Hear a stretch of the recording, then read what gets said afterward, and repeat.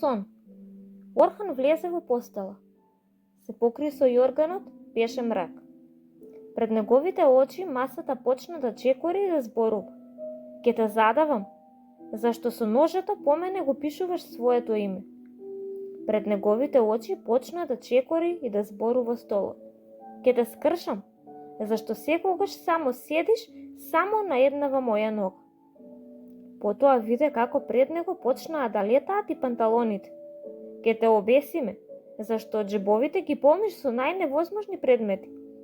Панталоните се затресоа и од нивните джебови испопаѓаа џамлии, гуми, копчиња, каменчиња и моливи.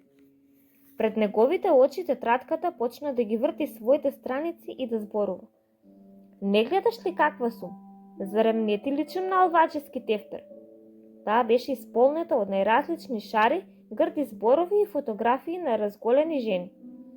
Пред него фатени една за друга играа и зборуваа и неговите чевли. И двата чевела ни своите носови ги покажуваа јазиците. Потоа масата, столот, панталоните, тетратките, чевлите, фатени воро почнаа да стегаат круг околу Орхан.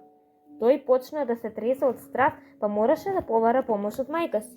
Мамо, мамичке! На постелата, со појадок од врака, стоеше неговата мајка како најубав споменик.